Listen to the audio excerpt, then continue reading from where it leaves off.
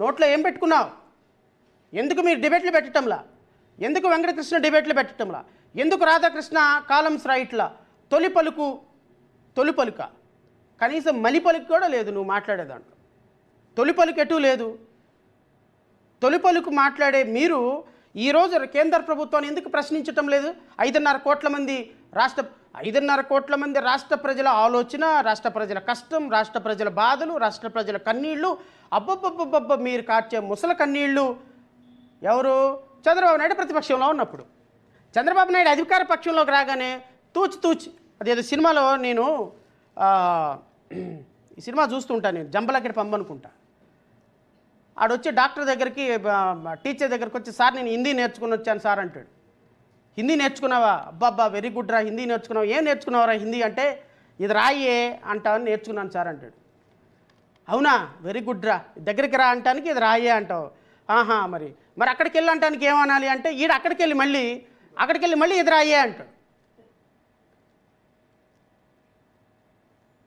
ఇక్కడ ఇది రాయే ఒకటే నేర్చుకున్నాడు మనోడు.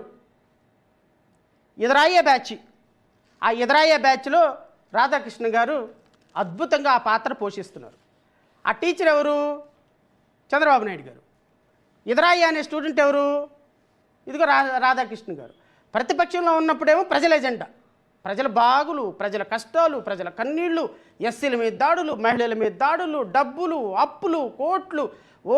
రాష్ట్ర ప్రభుత్వం మీద పోయని మసి లేదు, ఏడవని ఏడుపు లేదు. ప్రజలే నా ఎజెండా అని మాట్లాడే మీరు ప్రభుత్వం మారగానే మళ్ళీ ఎదురాయే ఎక్కడికి వెళ్ళి ఇప్పుడు ప్రభుత్వం దగ్గరికి వెళ్ళి మళ్ళీ ఎదురాయే బ్యాచ్. ప్రభుత్వం దగ్గరికి వెళ్ళి ప్రభుత్వం అద్భుతం, ప్రభుత్వం సూపర్, ప్రజలు కష్టాలేం లేవు, ప్రజలకి కన్నీళ్ళేం లేవు, ప్రజలకి దాడులేం లేవు. హర్షవేణ మీద ఎన్ని డిబేట్లు పెట్టావా నువ్వు? నేను అడుగుతున్నా. ఆమె తన్నించుకుని పాప నిన్న మొన్న 2 రోజుల నుంచి తన్నించుకొని రోడ్ల మీద పాప కష్టపడి నన్ను చంపేయండి నాకు న్యాయం చేయడానికి తిరుగుతుంది కదా. పవన్ కళ్యాణ్ మీద ఎన్ని డిబేట్లు పెట్టావు? బీఆర్ నాయుడు మీద ఎన్ని డిబేట్లు పెట్టావు? బీఆర్ నాయుడు ఆ పిచ్చిపత్తయ్య పాప వాడెవడో పృథ్వీరాజు వెనక నుంచి వాటేసుకుంటానంటేనేమో 650 డిబేట్లా? బీఆర్ నాయుడు గారి మీద దొరికితే ఒక డిబేట్ ఉండదా? ఇప్పుడు ప్రజల ఎజెండా ఉండదా? ఎస్సీల మీద దాడులు 268 మంది ఎస్సీలు మహిళలు ఈ రోజు వరకు వాళ్ళ మీద దాడులు జరిగి చనిపోయినారు. వాళ్ళు ఎందుకు దాడుల మీద ఎందుకు మీరు డిబేట్లు పెట్టరు? ఎందుకు తొలి పలుకుల్లో రాయరు? తొలి పలుకులు ఎందుకు రాయరు? ఈ తొలి పలుకుల్లో సెక్షన్ 94 ప్రకారం సెంట్రల్ గవర్నమెంట్ 12 సంవత్సరాలైన ₹1 కూడా మనకి ఇవ్వకపోతే మీరు తొలి పలుకులు ఎందుకు రాయలేదు? మలి పలుకులు ఎందుకు రాయలేదు? ఎందుకు డిబేట్లు పెట్టలేరు? ఎందుకు ఇది రాష్ట్ర ప్రజల హక్కు కాదా అని అడుగుతున్నాను నేను. మా పార్టీ అడుగుతుంది మిమ్మల్ని, స్పష్టంగా సూటిగా మీ మీద ఎలిగేషన్ చేస్తుంది. మీరు రాష్ట్ర ప్రభుత్వం కోసం, రాష్ట్ర ప్రభుత్వ ఎజెండాల కోసం, చంద్రబాబు నాయుడు కోసం, అమరావతిలో భూబకాసురుల కోసం పనిచేస్తున్నటువంటి మీడియా తప్ప ప్రజల ఎజెండా మోసే మీడియా కానే కాదు మీది. మీరు నిజంగా ప్రజల ఎజెండా మోస్తే సెక్షన్ 94 కింద కేంద్ర ప్రభుత్వం మనకి ఈ రోజు వరకు ఇవ్వని వాటి మీద మీరు ఎందుకు ప్రశ్నించరు యాజ్ ఎ మీడియాగా? చెప్పండి దానికి సమాధానం. Number 2, the central government shall support the programs for the development of backward area in the successor states, including expansion of physical and social infrastructure.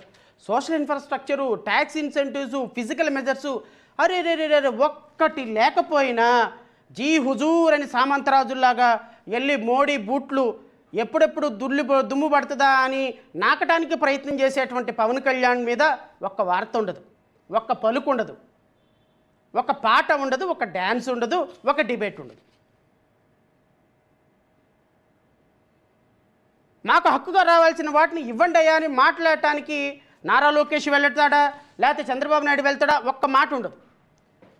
Nara Lokesh వెళ్ళి నేను ఎప్పుడు ముఖ్యమంత్రి అవ్వాలి తాతయ్య, నువ్వు పవన్ కళ్యాణ్తో మాట చెప్పు తాతయ్య, మీరు ఒక మాట చెప్పండి పెదనాన్న అని అమిత్ షాను మోడీ గారు కాళ్ళు పట్టుకోవడానికి మీ జీవితం సరిపోతుంది. 5.5 కోట్ల మంది ప్రజల ఎజెండా మీకు అవసరంలా. ఇక్కడ ఉన్నటువంటి యువతకి ఉద్యోగాలు అవసరంలా. ఇక్కడ ఉన్నటువంటి యువతకి ట్యాక్స్ ఇన్సెంటివ్లు మన రాష్ట్రానికి అవసరంలా. మన రాష్ట్రం ఓడిపోయిన రాష్ట్రం, పారిపోయిన రాష్ట్రం, దగాపడిన రాష్ట్రం, పేద రాష్ట్రం. అమరావతి కట్టు బట్టలతోటి హైదరాబాద్ నుంచి ఇక్కడికి వచ్చామని మళ్ళీ ముసలి కన్నీళ్లు గారుస్తున్నారు అసెంబ్లీలో గౌరవనీయులైనటువంటి ఐటీ శాఖ మంత్రి గారు. మీ ముసలి కన్నీళ్లు పక్కన పెట్టేసి సెక్షన్ 94 ప్రకారం చొక్కా పట్టుకొని మోడీ ప్రభుత్వాన్ని అడగండి స్వామి. Because the right has been given by the act itself. Why you people are not asking? And it's not mere asking, it is a demanding. You must demand. ఎక్కడుంది? ఆయన వచ్చి ఒక వాటర్ బాటిల్ను ఒక మట్టి తీసుకొచ్చి మట్టి అను వాటర్ బాటిల్ ఇచ్చాడంట. వీళ్ళు పొంగి పులిసిపోయినారు. వీళ్ళందరూ కూడా పులిసిపోయి అమరావతి అజేయం. నేను అడుగుతున్నా రాధాకృష్ణ గారు, నీవేం మీకు గుర్తురావా? పవన్ కళ్యాణ్కి జేబులోంచి తీసి ఒక చాక్లెట్ ఇవ్వగానే ఆయన ఉప్పి తబ్బిపోయినాయి. రాష్ట్రానికి సంబంధించి ప్రశ్నిస్తానని పార్టీ పెట్టి ఎందుకు ప్రశ్నించరు అంటున్నా నేను. అమరావతి పేరు పెట్టుకోగానే పిల్లోడు పుట్టాడు, వాడికి పేరు పెట్టగానే అయిపోయిందా? చదివించవా? అన్నం పెట్టవా? స్కూల్కి పంపించవా? వాడి బట్టలు కొనవా?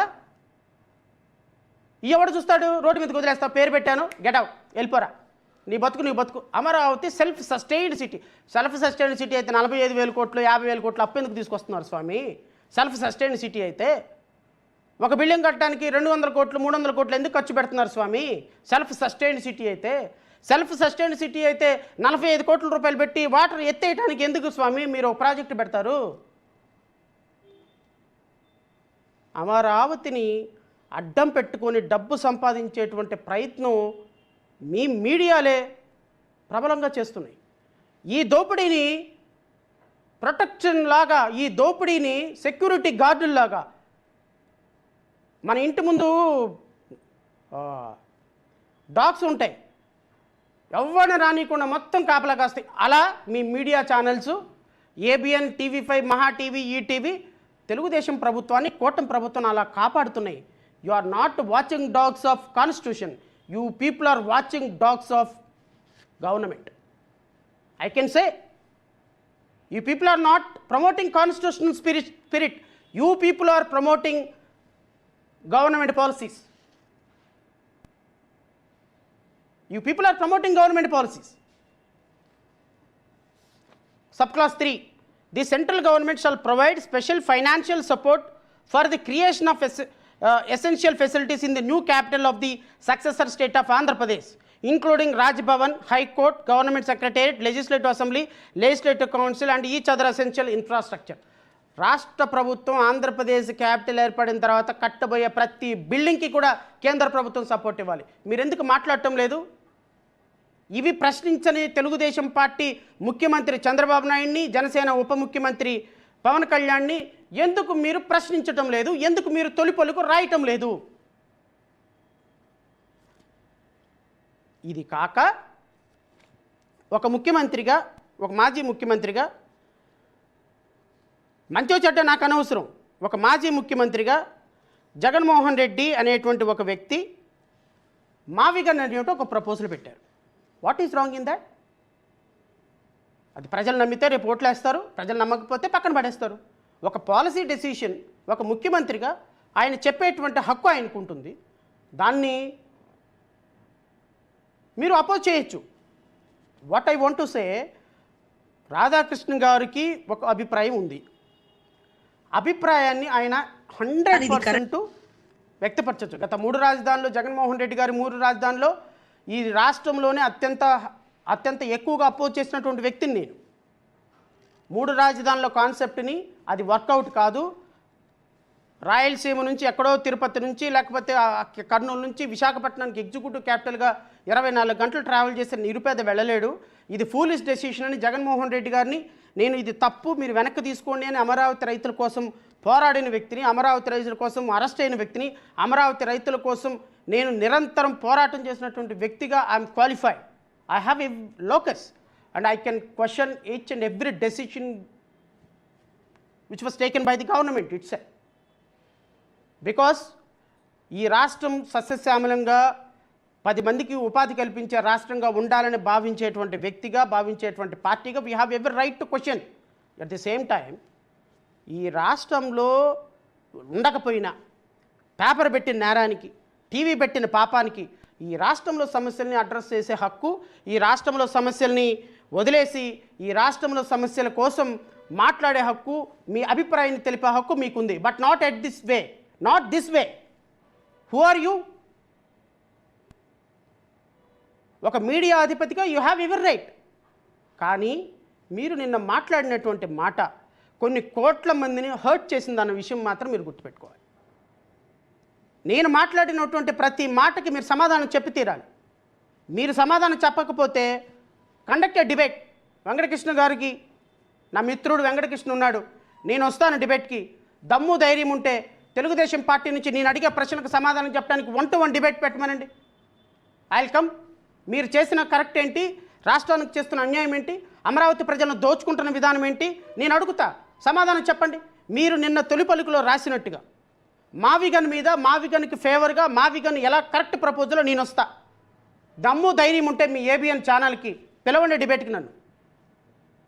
మావిగన్ మీరు అమరావతిని ఎలా దోచుకుంటున్నారో నాకు తెలుసు, నేను వస్తా.